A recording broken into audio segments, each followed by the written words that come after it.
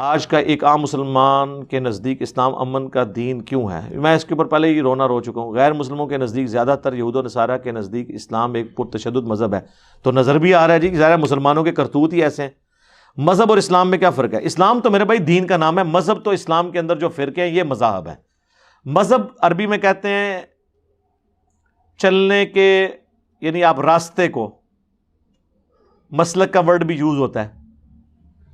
اب مذہب اسلام کے اندر سنی شیعہ دو بڑے مذہب ہیں، سنیوں کے اندر چار بڑے مذہب ہیں، حنفی، شافعی، مالکی، حنبلی، یا پانچواں اہل حدیث کر لیں، یہ سب مذاہب ہیں۔ تو آپ ان کو فرقے کہہ لیں، ظاہر ہے، لیکن وہ تو اپنے آپ کو فرقہ نہیں مانتے، وہ کہتے ہیں نہیں یہ تو مذہب ہے، اسکول آف تھاٹ ہے۔ تو اسلام تو ٹوٹیلٹی۔ اچھا، اور اگر یہ ان معنوں میں پوچھا ہے جو عموماً ہماری وہ خلافت کی تنظیمیں کہتی ہیں کہ جی خالی عبادات پہ عمل کریں گے تو یہ مذہب ہے، اور دین تو جو ہے وہ قانونی طور پر اپلائی کرنے کا نام ہے، تو بالکل ہے میرے بھائی۔ کس کے اوپر قانونی طور پہ دین اپلائی کرنے کا نام ہے؟ مسلمانوں کے اوپر۔ تو جو نماز ہی نہ پڑھے وہ تو مسلمان ہی نہیں ہے۔ جب پہلی شرط ہی پوری نہیں ہے تو آپ یہاں پہ بیٹھ کے دیکھ لیں، لوگ وی لاگس بنا رہے ہیں۔ اسلامی نظام مسلمانوں پہ ہوتا ہے میرے بھائی۔ پاکستان کے شناختی کارڈ میں تو شاید 20 کروڑ مسلمان ہو، لیکن قرآن کی روح سے وہ مسلمان ہیں؟ تو جب تک مسلمان ہی نہیں ہوں گے ان کے اوپر اسلامی نظام، اسلامی سزائیں، یہ دیوانے کا خواب ہے، کرتے رہیں، کچھ بھی نہیں ہونا، وہ ولنگ ہی نہیں ہے۔ دوسری بڑی بات، لوگ کہتے ہیں کہ جی ہم چلیں مکی دور میں کہتا ہوں نہیں، ہم مکی دور سے بدتر دور میں ہیں۔ مکی دور میں کافر اور مسلمان الگ تھے، پتہ تھا یہ مسلمان یہ کافر۔ ہمارا دور صحابہ کرام سے زیادہ مشکل دور ہے، کیونکہ جو لوگ یہاں قرآن و سنت کی بات کر رہے ہیں ان کے مخالفین کافر نہیں ہیں، ان کے مخالفین وہ گمراہ فرقے اور ان کے علماء ہیں جو اپنے آپ کو اصل مسلمان سمجھتے ہیں اور قرآن و سنت کی بات کرنے والے کو گمراہ سمجھتے ہیں۔ مجھے بتائیں یہ زیادہ ورس کنڈیشن ہے یا صحابہ کرام کا زمانہ زیادہ ورس تھا؟ یہ زیادہ ہے۔ یعنی کبھی ہوا ہے کسی صحابی کو آیت یا حدیث پیش کریں اور وہ آگے کہہ دے سر تن سے جدا تیرا، یہ تو نے رفع الیدین شروع کیا تو تیرے میں شولڈر توڑ دوں گا؟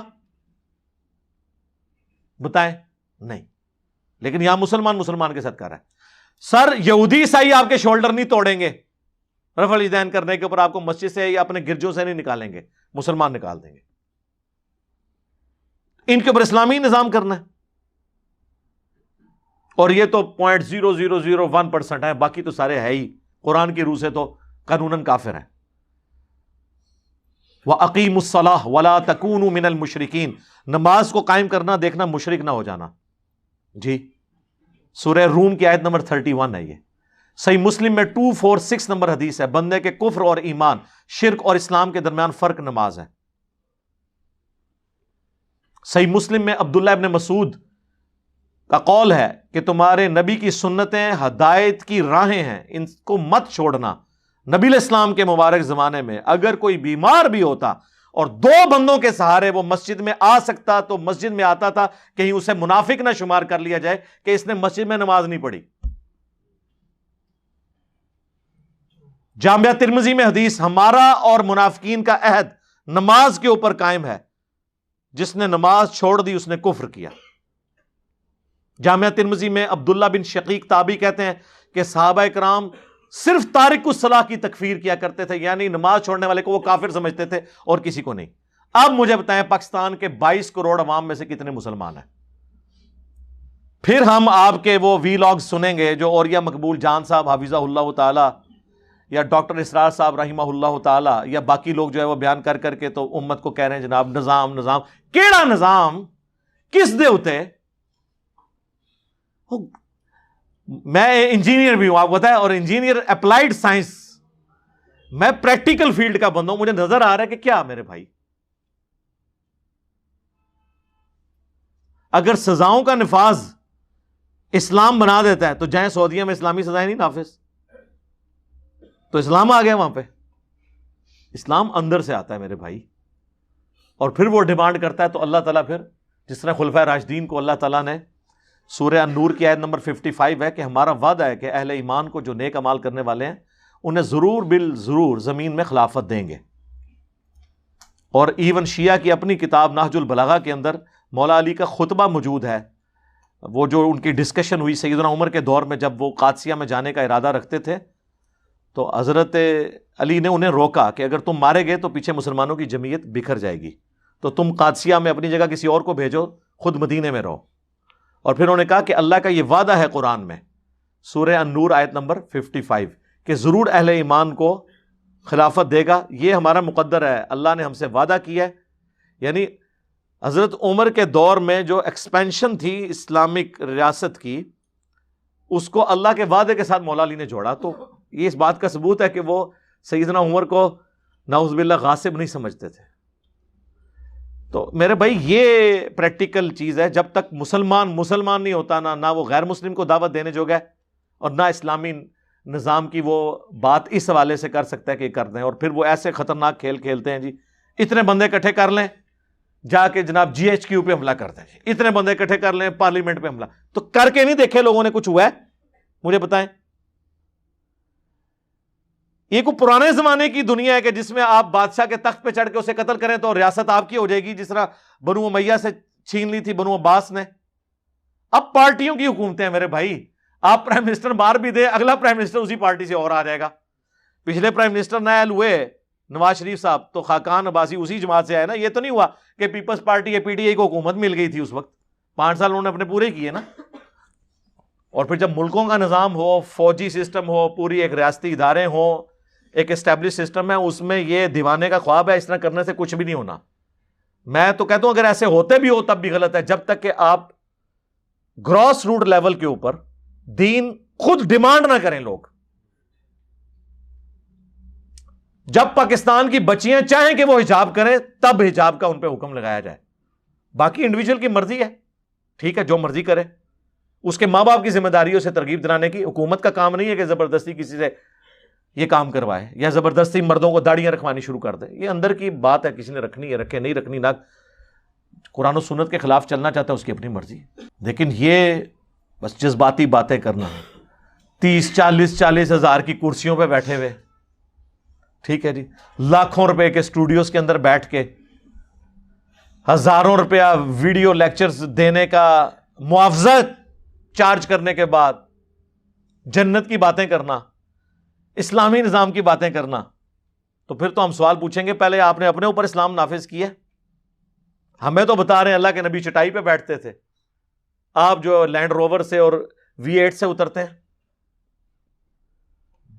ابھی آپ دیکھ لیں، میں نام لیے بغیر بات کرتا ہوں، پچھلے دنوں آپ کے ایک بہت بڑے پولیٹیکل لیڈر جس کو وراثت میں، اس کے ابا جی کی وراثت میں وہ جماعت مل گئی جو مذہبی جماعت بھی ہے، اس کی شادی ہوئی ہے، اس میں ذرا گاڑیاں گنے آپ، کتنی گاڑیاں ان کے پیچھے اپلائیڈ فار لکھا ہوا ہے۔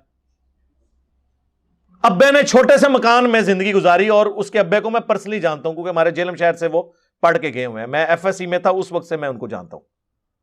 پوری زندگی درویشی میں گزاری، اور بیٹا دیکھ لیں یہ آپ کی زندگی میں ہو گیا ہے کہ آپ نے یہ ٹرانسفر دیکھ لی کہ باپ درویشی میں گیا، ٹھیک ہے ہمیں ان کے عقائد نظریات سے اختلاف ہے، لیکن اس بات سے کوئی اختلاف نہیں ہے کہ وہ ایک مخلص انسان تھے، جس چیز کو وہ صحیح سمجھتے تھے پورے جذبے کے ساتھ اسے صحیح سمجھتے تھے۔